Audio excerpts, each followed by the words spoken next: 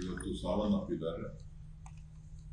ಬಹುಶಃ ಅದು ಆ ಕುಟುಂಬಕ್ಕಿರ್ಬೋದು, ಕ್ರೀಡಾ ಕ್ಷೇತ್ರಕ್ಕೆ ಒಂದು ಕಪ್ಪು ಸಿಕ್ಕೆ ಅಂತೇಳಿ ನಾನು ಭಾವಿಸಿದ್ದೇನೆ. ಯಾರು ಲೋಪದೋಷ ಅನ್ನೋದಕ್ಕಿಂತ ಕೆಲವೊಂದು ಮುನ್ನೆಚ್ಚರಿಕೆ ಕ್ರಮಗಳನ್ನ ತೆಗೆದುಕೊಳ್ಬೇಕಾಗಿತ್ತು ಅಥವಾ ಕಾಲಾವಕಾಶವನ್ನು ತೆಗೆದುಕೊಂಡು ಈ ಒಂದು ಪ್ರೊಸೆಷನ್ ಅನ್ನ ಅಥವಾ ಕಾರ್ಯಕ್ರಮವನ್ನು ನಿಯೋಜನೆ ಮಾಡಬೇಕಾಗಿತ್ತು ಆಯೋಜಕರು. ಆದರೆ ಆತುರಾತುರದಲ್ಲಿ ಆದಂತ ಈ ಒಂದು ಸಂಭ್ರಮಾಚರಣೆ ಇವತ್ತು ಘಟನೆಗೆ ಕಾರಣ ಆಗಿದೆ. ಸೊ ಅದನ್ನ ಸರ್ಕಾರ ಸರಿಯಾದ ರೀತಿಯಲ್ಲಿ ಒಂದು ತನಿಖೆ ಮಾಡಿ ಮುನ್ನೆಚ್ಚರಿಕೆಯಾಗಿ ಏನ್ ಮಾಡಬೇಕಾಗಿತ್ತು ಅದರ ಬಗ್ಗೆ ತನಿಖೆ ಮಾಡಿ ಇದರ ಲೋಪದೋಷಗಳನ್ನ ಸರಿಪಡಿಸಬೇಕು ಅಂತ ಹೇಳಿ ನಾನು ಸರ್ಕಾರವನ್ನ ಒತ್ತಾಯ ಮಾಡ್ತೇನೆ.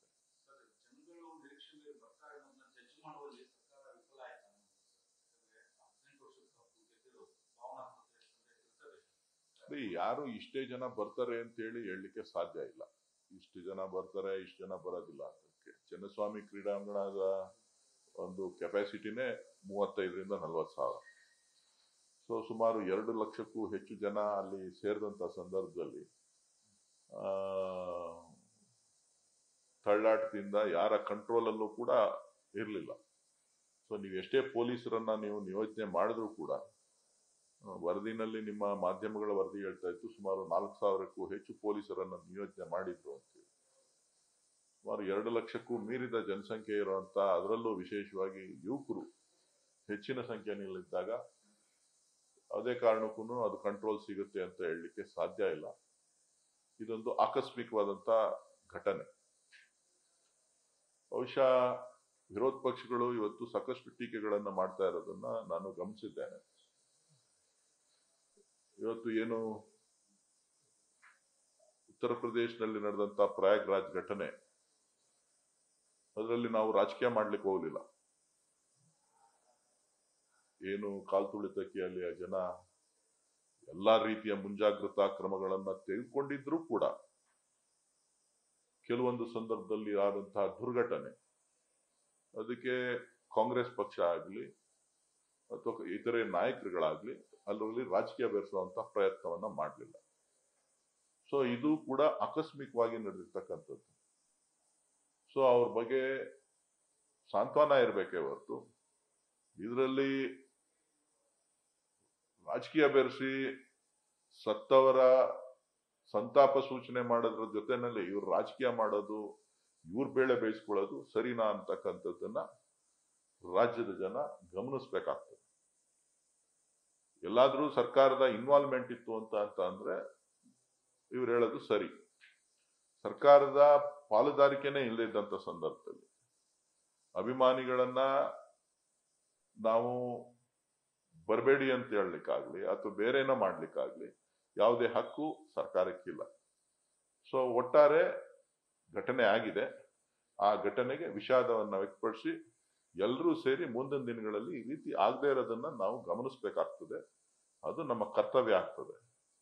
ರಾಜಕೀಯನೇ ಮಾತಾಡ್ತೀನಿ ಅಂತ ಹೇಳಿದ್ರೆ ಅನೇಕ ದುರ್ಘಟನೆಗಳು ಈ ದೇಶದಲ್ಲಿ ನಡೆದಿರ್ತಕ್ಕಂಥ ಅನೇಕ ಪ್ರಕರಣಗಳಿದೆ. ಆ ಪ್ರಕರಣಗಳೆಲ್ಲವನ್ನು ಕೂಡ ನಾವು ಚರ್ಚೆ ಮಾಡಬೇಕಾಗ್ತದೆ. ಅದು ಸರಿಯಲ್ಲ, ವಾಸ್ತವಾಂಶವಾಗಿ ಅದು ಸರಿಯಲ್ಲ. ಸೊ ಇವತ್ತಿನ ಘಟನೆ ಬಹುಶಃ ದೇಶದ ಪ್ರಧಾನಮಂತ್ರಿಗಳು ಕೂಡ ಸಂತಾಪವನ್ನ ವ್ಯಕ್ತಪಡಿಸಿದ್ದಾರೆ.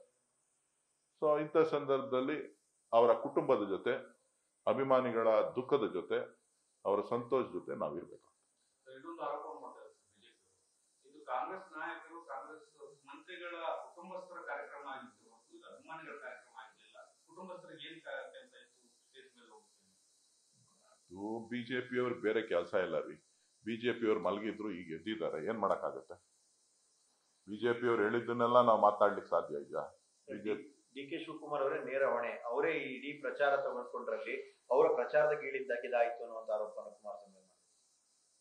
ಕುಮಾರಸ್ವಾಮಿಗೆ ನಾಲ್ಗೆನಲ್ಲಿ ಸುಳ್ಳು ಹೇಳೋದ್ರಲ್ಲಿ ಎಕ್ಸ್ಪರ್ಟ್ ರೀ. ನಾಲ್ಗೆನಲ್ಲಿ ಅವ್ರಿಗೇನು ಇದಿಲ್ಲ.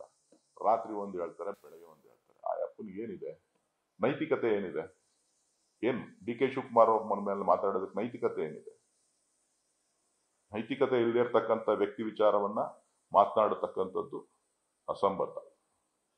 ರಾಜೀನಾಮೆ ಕೂಡ ಒತ್ತಾಯಿಸ್ತಾ ಇದೆ ಡಿ ಕೆ ಶಿವಕುಮಾರ್ ಮೊದಲು ಕುಮಾರಸ್ವಾಮಿ ರಾಜೀನಾಮೆ ಕೊಡ್ತೀವಿ, ಅವ್ರು ಮಾಡಿರುವ ಅನಾಹುತಗಳಿಗೆ ಮೊದಲು ಕುಮಾರಸ್ವಾಮಿ ರಾಜೀನಾಮೆ ಕೊಡ್ತೀವಿ, ಆಮೇಲೆ ಉಳಿದವ್ರ ಬಗ್ಗೆ ಮಾತಾಡಿ. ಮೊದಲು ಸಚಿವ ಸಂಪುಟದಿಂದ ಮೋದಿ ಅವರು ಕೈ ಬಿಡ್ಬೇಕು ಅವ್ರನ್ನ. ಅವರ ನೈತಿಕತೆ ಏನಾರ ಇತ್ತು ಅಂತ ಅಂದ್ರೆ, ನೈತಿಕತೆ ಭಾಷಣ ಮಾಡೋರು, ಪ್ರಾಮಾಣಿಕತೆ ಭಾಷಣ ಮಾಡೋರು ಮೊದಲು ರಾಜೀನಾಮೆ ಕೊಟ್ಬಿಟ್ಟು ಆಮೇಲೆ ಉಳಿದು ಮಾತಾಡ್ಬೇಕು. ಸುಮ್ಮನೆ ಏನೋ ಮಾತಾಡ್ತೀನಿ ಅಂತ ಹೇಳ್ಬಿಟ್ಟು ಬೆಂಗಳೂರು ಮುಳುಗೋಯ್ತು ಅಂದ್ರು, ಡೆಲ್ಲಿ ಮುಳುಗೋಯ್ತು, ಇವರು ಕೂತ್ಕೊಂಡೆ ಇಟ್ಕೊ. ಡೆಲ್ಲಿ ಮುಳುಗೋಗಿಲ್ವಾ? ಬಾಂಬೆ ಮುಳುಗೋಯ್ತು. ಮಳೆ ಹೋಯ್ತು ಅಂತ ಅಂದ್ರೆ ಡಿ ಕೆ ಶಿವಕುಮಾರ್ ಕಾರಣ, ಯಾರೋ ಸತ್ತೋದ್ರು ಅಂತ ಅಂದ್ರೆ ಡಿ ಕೆ ಶಿವಕುಮಾರ್ ಕಾರಣ, ಇನ್ಯಾರ ಮನೇಲಿ ಏನೋ ಆಯ್ತು ಅಂತ ಅಂದ್ರೆ ಅದು ಡಿ ಕೆ ಶಿವಕುಮಾರ್ ಕಾರಣ. ಈ ರೀತಿಯ ಅಸಂಬದ್ಧವಾದಂತ ಹೇಳಿಕೆಗಳನ್ನ ಹೇಳೋದ್ರಲ್ಲಿ ಕುಮಾರಸ್ವಾಮಿ ನಿಸಿಂದ್ರು. ಹಾಗಾಗಿ ಅವ್ರ ಬಗ್ಗೆ ಚರ್ಚೆ ಮಾಡೋದು ವೇಸ್ಟು, ನೀವು ಅವ್ರನ್ನ ಪ್ರಮುಖ ನಾಯಕರು ಅಂತ ಕನ್ಸಿಡರ್ ಮಾಡೋದು ವೇಸ್ಟ್. ನ್ಯೂಸ್ ಫಸ್ಟ್ ನಿರ್ಭೀತಿಯಿಂದ ನಿಮ್ಮ ಪರವಾಗಿ.